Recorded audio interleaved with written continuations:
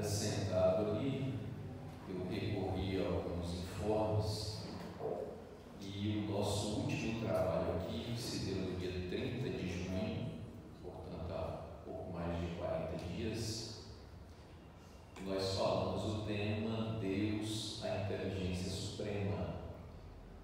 E naquela oportunidade eu fiz uma observação de que aquela temática que nós iríamos expor ali não tinha um conteúdo eminentemente doutrinário do ponto de vista ético-moral, mas que fazia parte dos princípios fundamentais da doutrina espírita, porque fala da existência de Deus.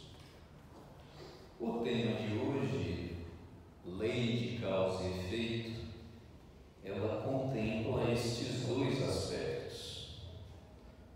É um tema eminentemente doutrinário, no que diz respeito a ser um dos princípios fundamentais da doutrina espírita, mas também aborda as questões do ponto de vista ético-moral. Então, falar hoje de lei de causa e efeito é falar das nossas próprias necessidades. Nós estamos em um planeta que é um planeta de provas, um planeta de expiações, é um planeta que ainda traz no seu bojo inúmeras dificuldades para todos nós que somos espíritos e que estamos nesse processo de evolução. A doutrina espírita ela tem alguns princípios fundamentais.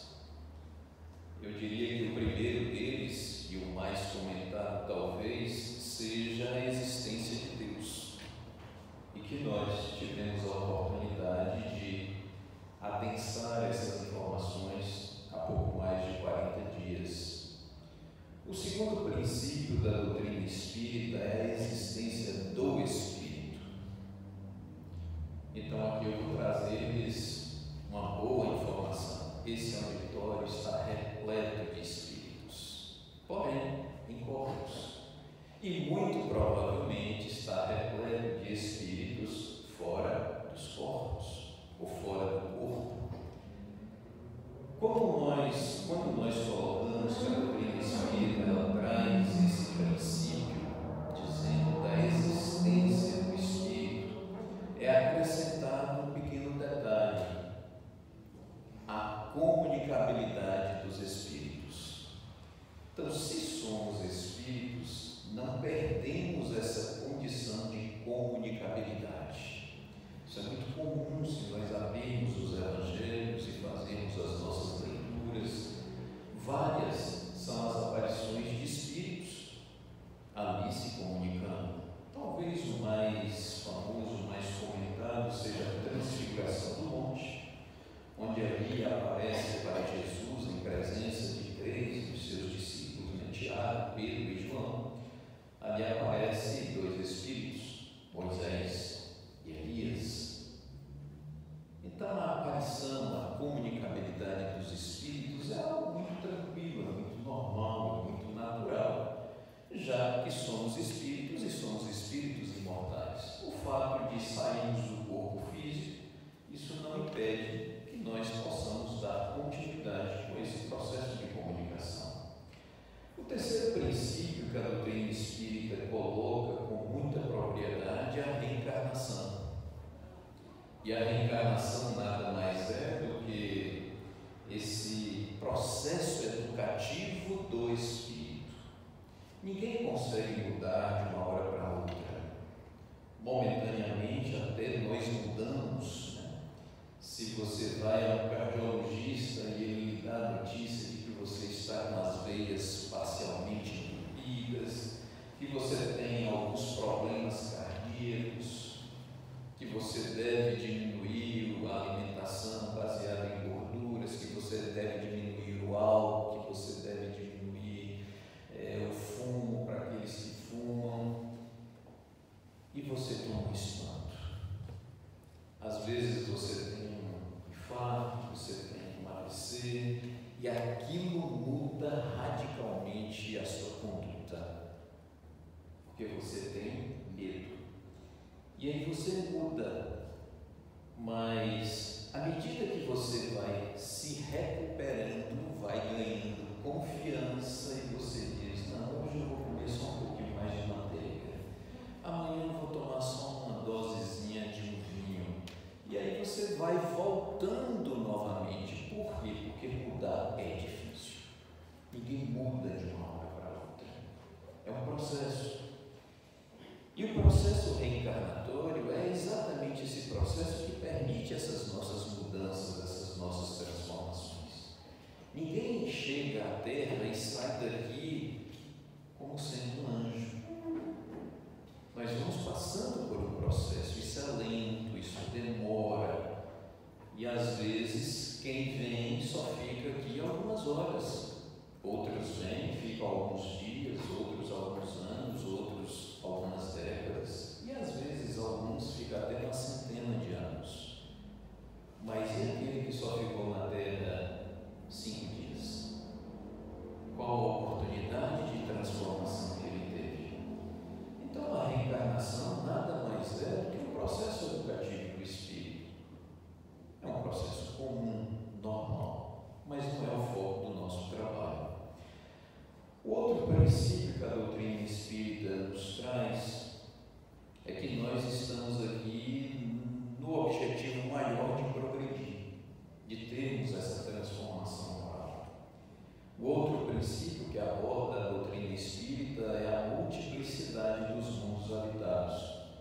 E lá no final nós temos aí o último princípio, e por estar no último não significa que tenha menos relevância, é a lei de causa e efeito, que é o foco maior, que é o objetivo das nossas reflexões na noite de hoje.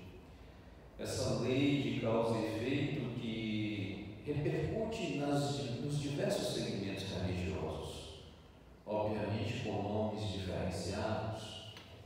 Então, quando você encontra na doutrina espírita a nomenclatura lei de causa e efeito, você pode encontrar em outras denominações alguém dizer a lei da semeadura, ou seja, a semeadura livre, mas a colheita é obrigatória.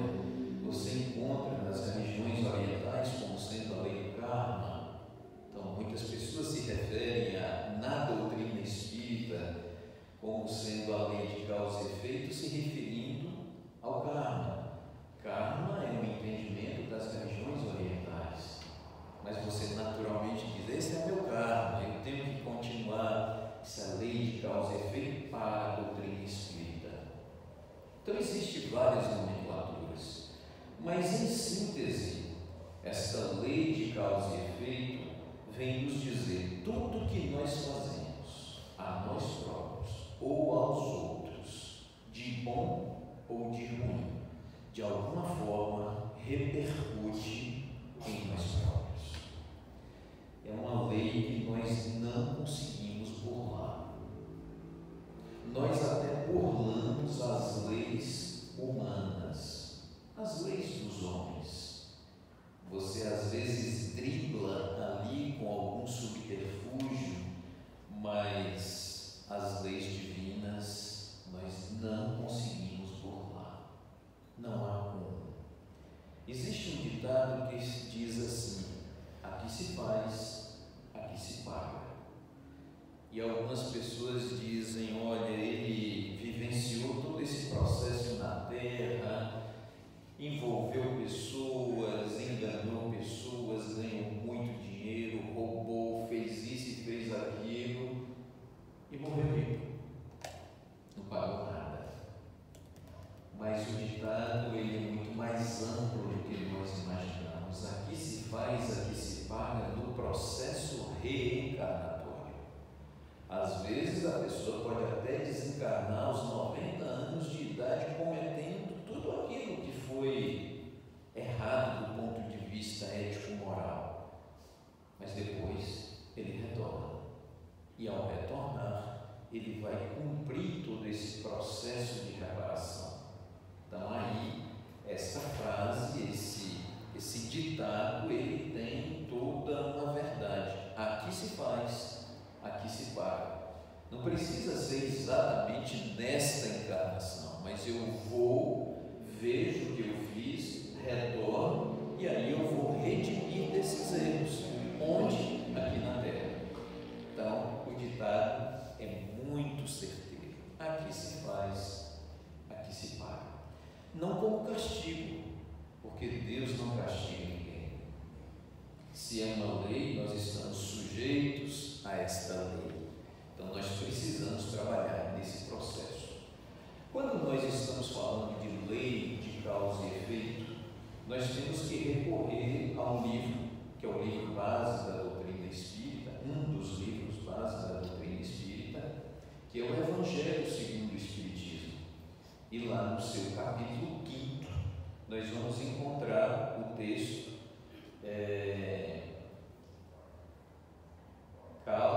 me passou aqui agora. Não é que causas atuais da nossa.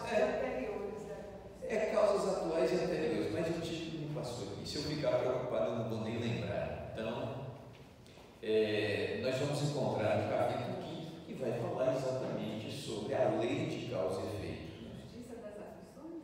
É justiça das aflições. E aí nós vamos encontrar no texto exatamente as causas atuais das nossas aflições e as causas anteriores das nossas aflições. O que são essas aflições? São os nossos desafios. Para alguns são aflições, para outros são sofrimentos, porque há uma diferença entre estar aflito e sofrer. E você precisa compreender esse processo. E a espiritualidade ela é muito sábia quando coloca esses questionamentos. E eu aqui convido a todos para que todas essas nossas falas elas sirvam de comparativo para aquilo que nós estamos vivenciando. Eu gosto muito de trazer o dia a dia, o cotidiano, daquilo que nós estamos falando com as nossas experiências na atualidade. Isso é muito salutar. Para nós compreendermos, se eu perguntar aqui e pedisse para que levantassem a mão, as mãos, quem aqui não vivencia nenhuma dificuldade? Não precisam levantar. Mas será que esse auditório teria alguém que teria a coragem de levantar a mão e dizer: eu não tenho nenhuma dificuldade? Todos nós temos. Às vezes as dificuldades elas são diferentes, de intensidades diferentes. Às vezes eu lido bem com a falta de recurso financeiro, mas tenho extrema dificuldade de relacionar com o próximo. Outros já têm uma dificuldade de relacionamento entre familiares. Outros já estão passando por um processo difícil no campo da saúde. Outros estão passando por extrema dificuldade com condutas ético-morais. Todos nós temos desafios, todos nós temos dificuldades em intensidades diferentes. Então nós vamos compreender o porquê das nossas dificuldades, compreendendo exatamente esses desafios à luz dessa doutrina. Essa doutrina que tanto nos esclarece, tanto nos consola e que não é impositiva. A doutrina espírita não impõe nada a ninguém, muito pelo contrário. É uma doutrina que proporciona a todos nós reflexões. E eu me aproximei da doutrina espírita há aproximadamente 34 anos pela possibilidade. Muito católico, praticante, coroinha, sempre assistindo às missas aos domingos. Minha família toda hoje ainda continua com esse fervor mais no segmento católico, mas tem abertura para todo o entendimento da doutrina espírita. Tem alguns irmãos que são simpatizantes, mas se rotulam católicos. E aí, quando eu conheci a doutrina espírita através de uma namorada, que hoje é a minha esposa, fui levado a uma casa espírita e o palestrante foi muito feliz naquele dia, colocando uma temática que eu disse assim a mim mesmo: bom, eu não conheço nada disso, mas o que ele falou pode não ser verdade, mas é possível eu comecei a me aproximar da doutrina espírita pela possibilidade de tudo aquilo que estava sendo colocado, de uma forma muito natural, de uma forma muito racional. Então eu vejo na doutrina espírita princípios que são muito contundentes do ponto de vista da possibilidade. Reencarnação, alguém pode dizer, não acredito, mas tudo bem, você pode não acreditar, mas é possível. Então essa possibilidade educativa do Espírito é que me buscou, que me fez buscar essa transformação. Então quando nós buscamos essa lei de causa e efeito, nós vamos encontrar algumas dessas aflições e desses sofrimentos nas causas atuais. E os Espíritos elencam neste capítulo 5º do Evangelho segundo o Espiritismo algumas situações que nos dão a oportunidade de compreender causas atuais. Então, por que eu estou sofrendo hoje? Bom, eu posso estar sofrendo hoje por algumas escolhas. E essas escolhas, se me faz sofrer, é porque realmente elas estão sendo equivocadas. Então lá vai soltando algumas situações, uniões funestas. Bom, essas uniões funestas, posso aqui dar um exemplo. Um grande grupo familiar, aqui um outro grupo familiar, e esse pai tem um filho, esse grupo tem uma filha, e diz, vocês dois têm que casar para dar continuidade aos nossos patrimônios, aos nossos impérios. Uniões funestas, porque na realidade talvez esse casal não tenha afinidade nenhuma, é puro interesse. Isso vai repercutir? Vai, sem dúvida alguma, vai repercutir na relação. Então são escolhas que nós vamos fazendo que não tem nada a ver com a reencarnação, é fruto das nossas escolhas na atualidade. E aí entra a impaciência, a intolerância, os nossos desejos, porque esses nossos desejos, eles falam muito alto. E quanto mais nós sabemos, maior é a nossa responsabilidade. Eu tenho vários exemplos de amigos pessoais, até uma experiência pessoal. Quando você não conhece nada, você pode fazer tudo, e a sua responsabilidade é desse tamanho. Então, por isso tem pessoas que levantaram hoje pela manhã, colocaram uma arma na cintura e resolveram assaltar alguém. Ou se essa pessoa reagir, ela diz, eu vou matá-lo, porque o que eu quero é isso. E ele faz às vezes com muita naturalidade, com muita tranquilidade. Obviamente que aquele que vai ser assaltado ou que vai ser assassinado tem alguma relação que nós desconhecemos, porque aí já passa a ser causas anteriores.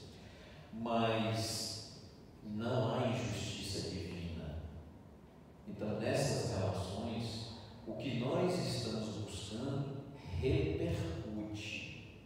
Quem não tem conhecimento faz e às vezes não acontece nada.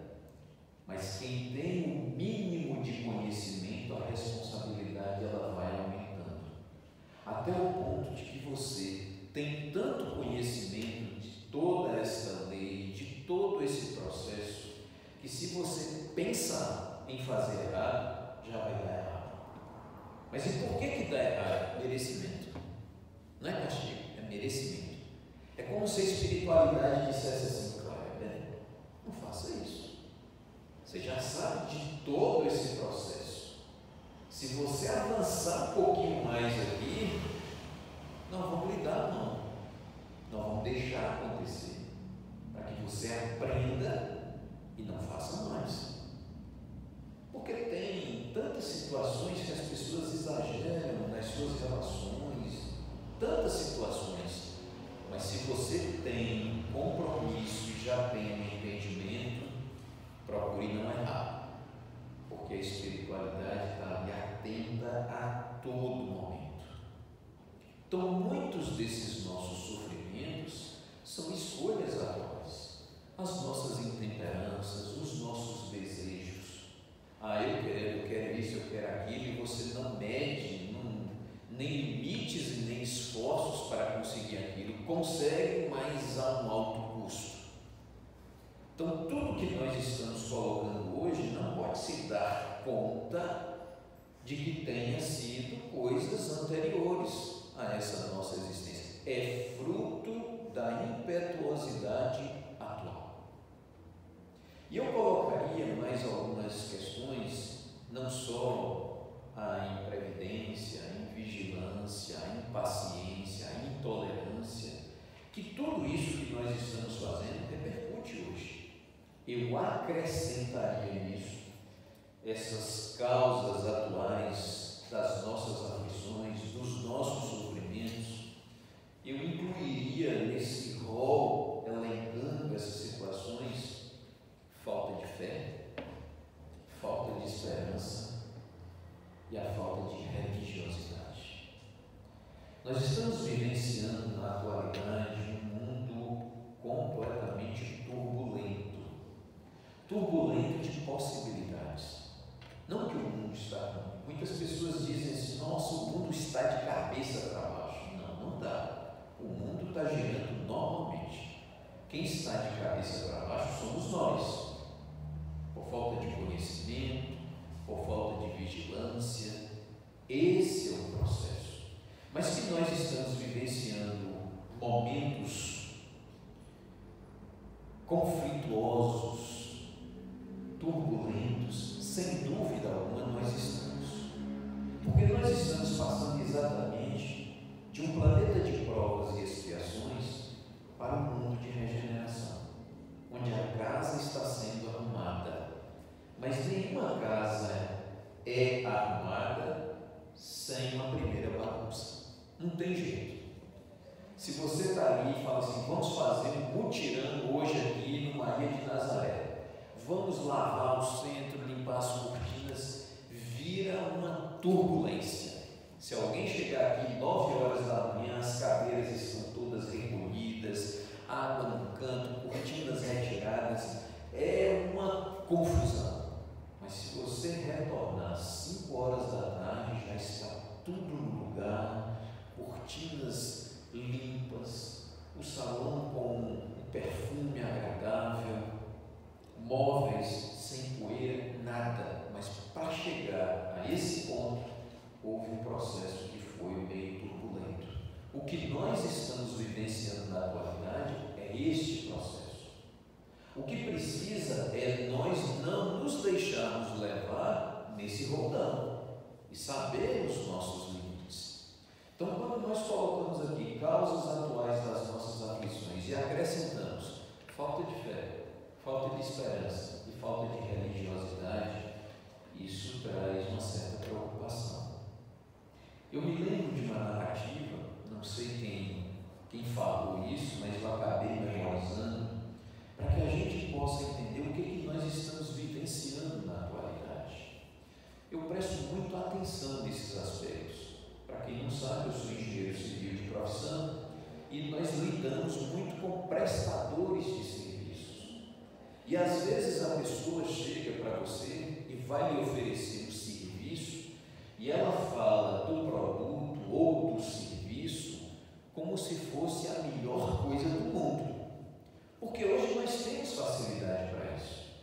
Antigamente, para você criar uma empresa, para você criar um cartaz, era muito difícil. Mas aí foram surgindo as gráficas rápidas. Então você chega ali, manda fazer um cartaz, você já cola. Hoje tem as mídias sociais, você tem o Instagram, você tem isso, você tem aquilo, e você faz um conjunto que impulsiona. A pessoa pode não ter capacidade técnica nenhuma, mas ela lhe vende um serviço na melhor qualidade. Então nós precisamos compreender, porque isso gera dificuldades para quem está fazendo e para quem está recebendo aquilo. Então, quando nós memorizamos essa narrativa, isso tem alguns anos que eu ouvi isso, eu acho que cabe hoje aqui para a gente compreender. Dizem que havia um homem que sempre levantava às 7 da manhã, tomava o ônibus e se dirigia a uma grande praça no centro de uma grande cidade. esse homem trazia uma ferramenta, era uma Bíblia. Ele colocava a Bíblia debaixo do braço e vinha para essa grande praça pública. Ao mesmo tempo, em outro ponto daquela grande cidade, um outro homem também pegava a sua ferramenta de trabalho para se dirigir à mesma praça pública. Ele levava uma mala. Nessa mala estava contido vários vasilhames com óleo que ele mesmo produzia, com algumas essências. E aquele homem que estava com a Bíblia, às 7 horas da manhã, ele já estava lá, pregando para as pessoas, falando alto, e os transeuntes ali olhavam para aquele homem, não paravam e seguiam adiante. De repente, ao mesmo horário, às 7 da manhã, chega aquele homem com a mala, coloca ali no tripé, abriu, posicionou os vidros com a sua essência, que era o óleo, e começava a explicar: amigos, tenho aqui um problema para todas as suas dificuldades, é o óleo milagroso, cura desde a dor de cabeça, aos rins, a dor do coração, e fazia uma propaganda. E todos passavam em frente àquele homem que estava com a Bíblia debaixo do braço e se dirigia a ele, porque eram curiosos. E aquelas pessoas, elas se acotovelavam para ouvir sobre o óleo milagroso. E lá, ao final da tarde, aquele homem fecha a mala e não tinha um vidro sequer do óleo milagroso. Aquele homem que chegou com a Bíblia, ele ficou um pouco incomodado com aquilo e foi tomar satisfação com aquele outro trabalhador que foi vender o óleo milagroso. E ele disse: mas meu amigo, como é que tu consegues? Eu sei que isso aí que você está vendendo não passa de um óleo com alguma essência, que isso não cura dor de cabeça, não cura unha encravada, calvície, nada. Mas você conseguiu vender todos os frascos. E eu estou aqui com a Bíblia, que é a palavra de Deus, e ninguém teve interesse. Como tu consegues? E aquele homem responde uma frase muito simples: é verdade, tu estás com a Bíblia na mão, você parece ser um conhecedor de todo este conteúdo, porém você fala estas verdades como se fossem mentiras. E eu falo mentiras, mas como se fossem verdades. Nós estamos vivenciando isso no momento. Nós estamos colocando para as pessoas, às vezes, aquilo que nós não somos. E isso, de alguma forma, vai repercutir em nós próprios. Isso traz desafios. Isso é lei de causa e efeito com causas atuais. São escolhas nossas. E nós precisamos escolher bem. Se nós temos conhecimento da doutrina espírita, vamos colocá-las em prática. Vamos agir de acordo com aquilo, para que o reflexo disso, a resposta disso, seja benéfica e não trazer sofrimentos. A doutrina espírita, ainda no capítulo 5 do Evangelho segundo o Espiritismo, vai dizer que boa parte dessas nossas aflições, elas têm causas anteriores a essa existência.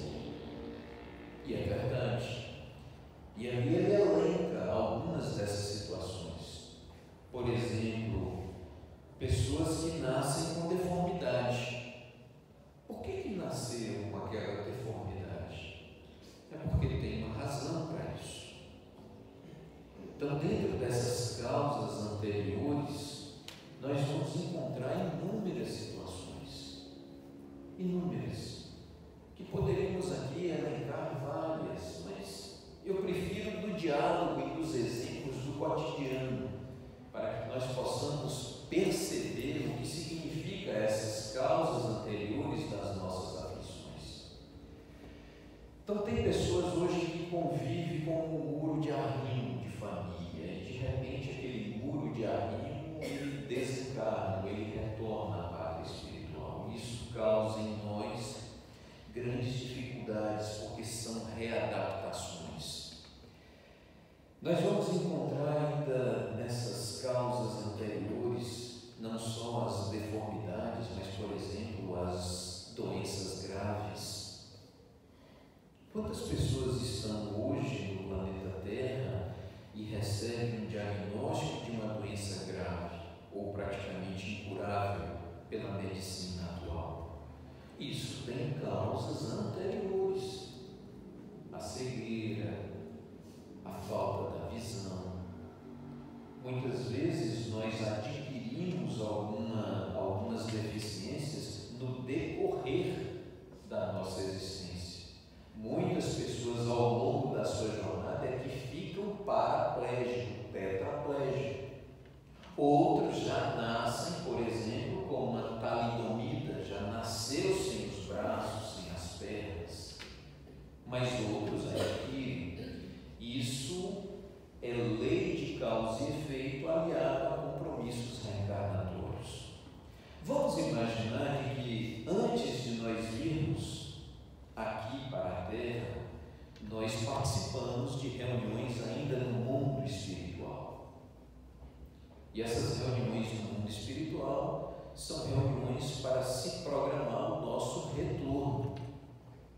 E você levanta a mão e diz: olha, eu já estou na fila reencarnatória. Ó, que bom, então você vai descer. Mas aí tem que programar a família que você tem que vir, o corpo que você vai necessitar para reparar os erros do passado. E às vezes nós nos comprometemos a mudar, que é exatamente essa transformação moral. Vou aqui dar um pequeno exemplo, isso é fictício, ok? Não é nada assim que está narrado, é fictício. Vamos imaginar de que eu tenha, na existência anterior, eu tenha tirado a vida de muitas pessoas. Eu trabalhava na polícia ou alguém e eu precisava tirar daquelas pessoas a confissão delas. E eu vou inventar aqui agora de que eu era aquela pessoa, aquele carrasco que tinha um tonel de água e eu enfiava a cabeça das pessoas ali para elas dizerem a verdade ou dizerem algo onde estava guardado algo. E se eu não tivesse cuidado e não tive cuidado, eu exagerei tanto com aquilo que as pessoas desencarnavam pelo afogamento. Eu retorno à pátria espiritual e depois de um certo tempo eu vou ter a oportunidade de rever tudo aquilo. E eu olho e digo: eu matei aquelas pessoas pelo afogamento. Quantas? 10 pessoas. Meu Deus do céu. Olha, eu quero voltar e não vou errar mais. E aí você se compromete a retornar e reparar esse processo. E alguém me pergunta: e como você quer reparar? Não, ao invés de matar, eu vou salvar vidas. Não, você vai salvar vidas? Então escolha uma profissão. Você é médico. Pronto, então você vem e vai salvar a vida de pessoas. E aí eu chego na Terra. E aí começo a conviver, estou lá nos meus 17 anos, meus 18 anos, faço vestibular. E ao invés de fazer medicina, eu faço uma outra escolha de profissão. Já desviei um pouco o meu compromisso. Mas vamos imaginar que eu ainda esteja ali dentro dessa oportunidade, mas eu sou tão encantado, moro numa cidade de praia, eu falo assim: não, eu vou fazer um curso de salva-vidas. Eu vou salvar a vida das pessoas que porventura se afogam ao mar. E aí eu vou, mas eu também não tenho tanta responsabilidade. Mas lá no mundo espiritual, a espiritualidade já o advertiu. Sim, mas e se você não seguir esse caminho, nós podemos interromper e dar um freio para você se lembrar? Pode. Então é nesta possibilidade, não é determinismo, não está nada traçado 100%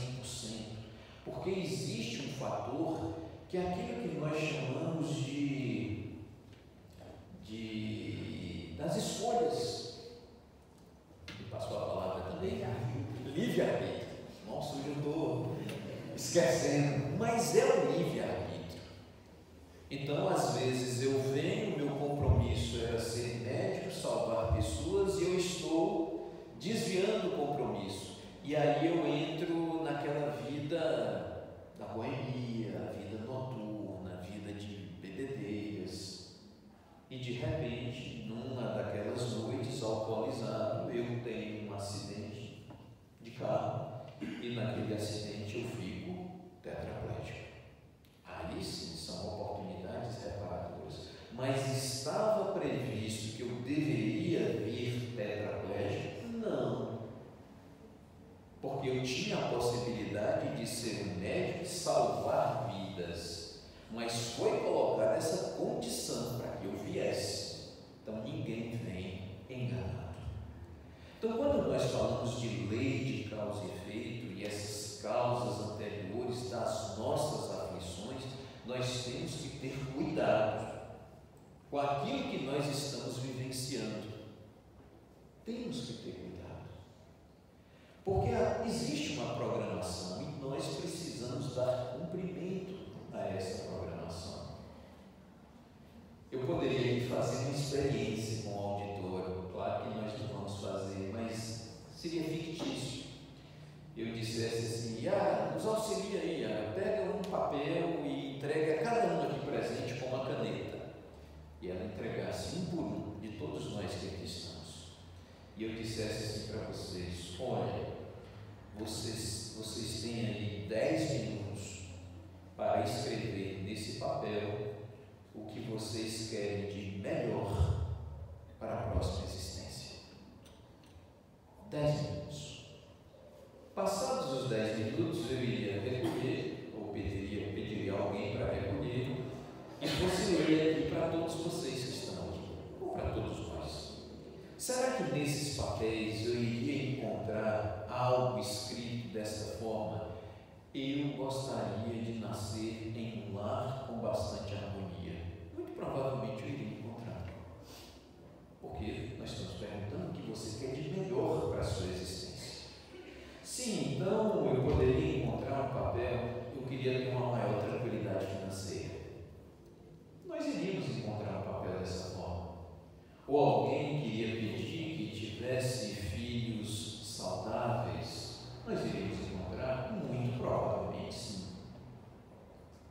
Mas a experiência é muito mais profunda e não seria isso. A experiência verdadeira seria: entregue novamente um papel para cada um.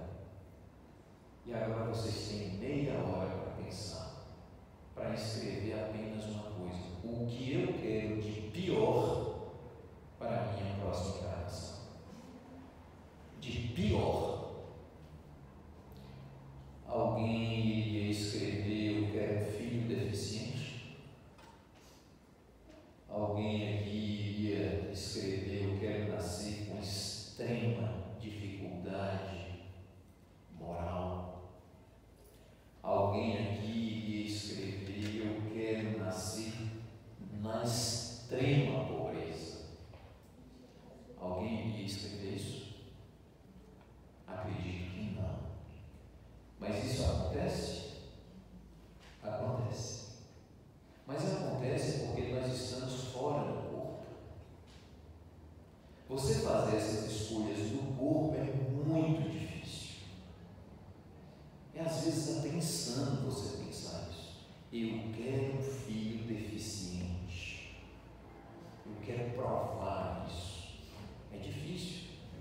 Mas nós escolhemos.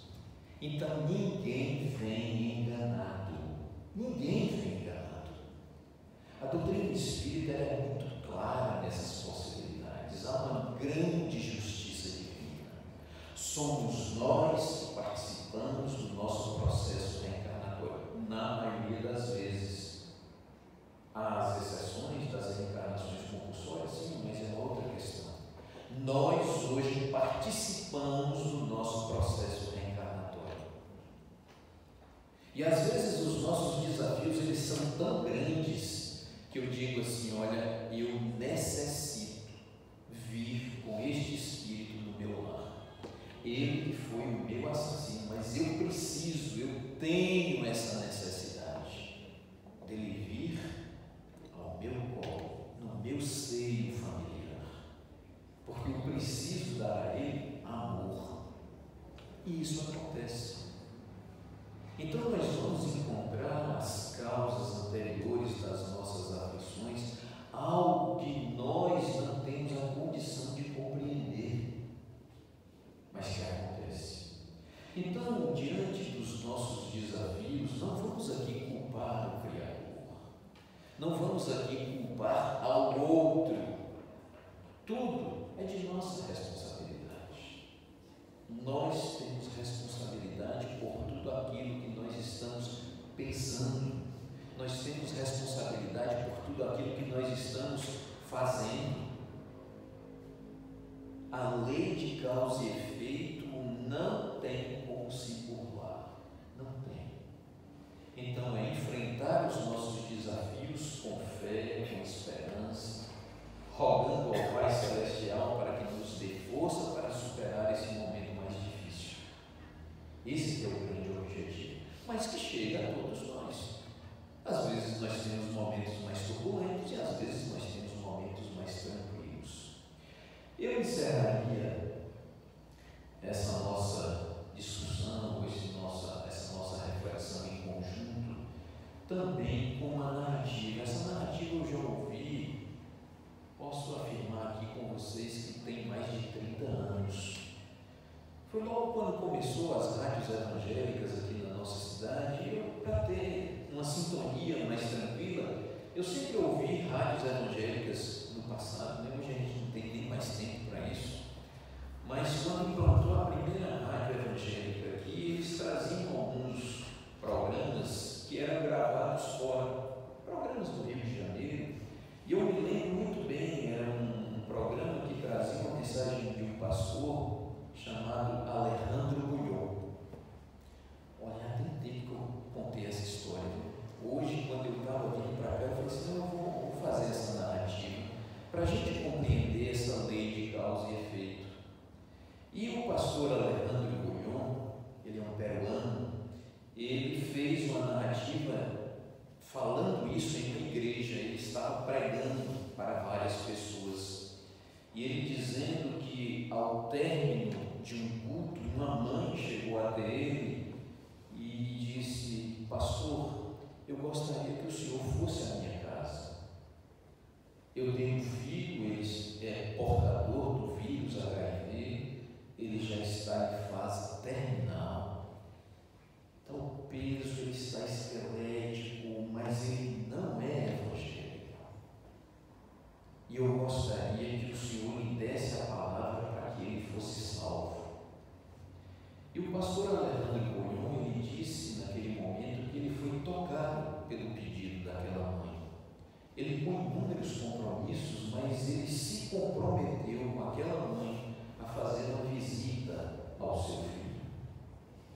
Um filho que teve escolhas ao longo da sua jornada, da sua caminhada, talvez um tanto quanto equivocadas. Um jovem que se envolveu com a drogadição, com a prostituição, mas o pastor Alejandro Bulhon foi fazer uma visita. E ao chegar, bateu a porta, aquela mãe atendeu e ficou radiosa. Ela agradeceu imensamente porque tinha certeza e a convicção de que Deus iria acolher o seu filho. E o pastor Alejandro, ele disse que atravessou toda a sala daquela casa e chegou num pequeno cômodo onde estava aquele jovem. Ele estava acamado, praticamente só os ossos, o corpo já completamente debilitado. Ele se aproximou daquele jovem, tocou-lhe a cabeça, ele abriu os olhos e a mãe disse: filho, aqui está o pastor Alejandro Bulhon. Ele veio fazer uma oração por ti, para que Deus possa te receber e que toque o seu coração e você converta.